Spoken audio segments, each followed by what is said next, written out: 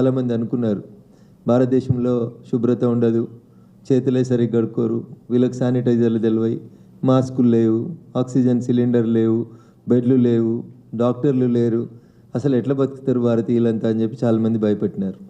కొంతమంది మా మీడియా మిత్రులు అయితే పక్కన స్కోర్ బోర్డు వేసినట్టేసి 1, 2, 3 అని స్కోర్ పెంచినట్టు చావుల సంఖ్యను పెంచుతూ కరోనా వచ్చిందంటే ఇంక మనం అంతా పోతున్నాం అనేటువంటి ఒక భ్రమని కల్పించినటువంటి తరుణంలో భారతీయులందరూ నిలబడ్డారు.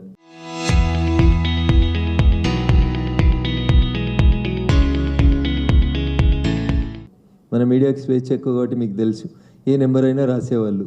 ఎంతమంది చనిపోయినారో ఎవరికి తెలియదు, ఎందుకంటే లాక్డౌన్ పీరియడ్, ఎక్కడ ఎవరు చనిపోయినారో ఎవరికి తెలియదు. కానీ మన టీవీ ఛానళ్ళల్లో మాత్రం సెకండ్కి గడియారంలో ముళ్ళు పెరిగినట్టు నెంబర్ పెంచుకుంటా లక్షల్లో చంపేసినారు. ఎందరు చచ్చినారో నిజంగా ఎవరికి తెలియనటువంటి గణాంకాలు భారత ప్రభుత్వానికి మాత్రమే తెలుసు. పక్క దేశాల్లో వీడియోలు చూస్తే రోడ్ల మీద అంతా తెల్లబట్టల్లో కట్టి అక్కడ పడేసినట్టు కనబడతా ఉండే. కానీ చైనాలో 5 చచ్చిపోయినారంటే 5 చచ్చిపోయినారనే వార్తలు వచ్చేటివి.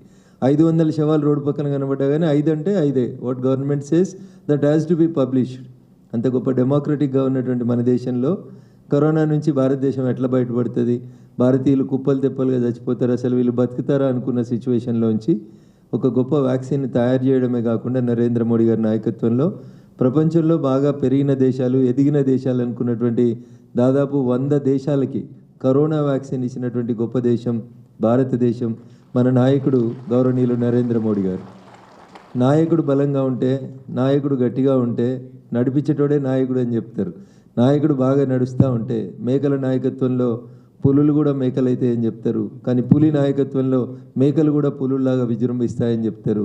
నరేంద్ర మోడీ గారు వచ్చే కంటే ముందు రిజర్వ్ బ్యాంక్ గవర్నర్లు చేసిన వాళ్ళు, గొప్ప గొప్ప మేధావులు, ఆక్స్ఫర్డ్లో, కేంబ్రిడ్జ్లలో ఇట్లాంటి ఐఐటీలో చదువుకొని వచ్చిన వాళ్ళంతా ఈ దేశాన్ని పాలిస్తే ఇంటర్నేషనల్ మీడియా అంతా మన దేశాన్ని ఒక మౌనముని పాలిస్తున్నాడని, భారతదేశంలో ఏం జరుగుతుందో తెలియదని, అసలు మనకి ఎక్కడ కూడా ప్రపంచవ్యాప్తంగా ఇంపార్టెన్స్ లేని స్థితి నుంచి ఈరోజు నరేంద్ర మోడీ గారు ఎక్కడ అడుగు పెడితే అక్కడ ఎదురుగున్న వాళ్ళు ఎవరైనా లేచి నిలబడి సంస్కారవంతంగా నమస్కారం పెట్టేంత గొప్పగా మన దేశ కీర్తి ప్రతిష్టల్ని, పతాకాన్ని పెంచుతూ ఉన్నారు.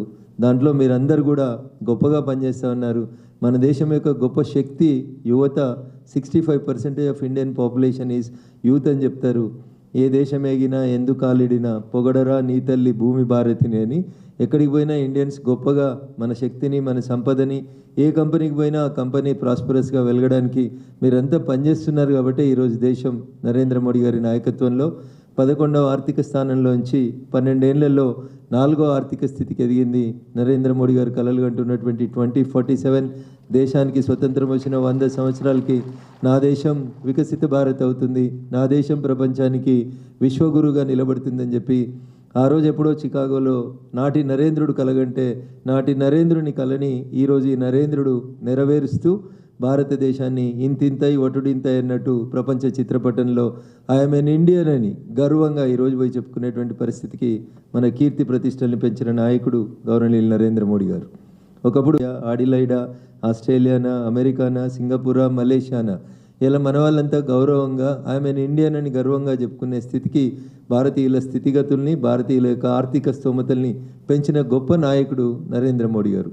ఈ వర్గం ఆ వర్గం అని కాకుండా అన్ని వర్గాల ప్రజల సంక్షేమం కోసం పుట్టి పెరిగి poorest of the poor of this country should be served first అనేటువంటి నినాదంతో దేశంలో ఉన్నటువంటి ప్రతి వ్యక్తిని ఏదో ఒక రకంగా ఎంప్లాయ్మెంట్ వైపు డ్రైవ్ చేయాలి, వాళ్ళు వాళ్ళ కాళ్ళ మీద వాళ్ళే నిలబడేటువంటి స్థితికి రావాలని చెప్పి కోరుకుంటూ ఎంప్లాయర్స్ అందరికీ కూడా ఒక రకంగా ఇంతకుముందు 40 ఉన్న వాళ్ళని 50కి పెంచే రీతిలో, 50 ఉన్నటువంటి కంపెనీని 60కి పెంచే రీతిలో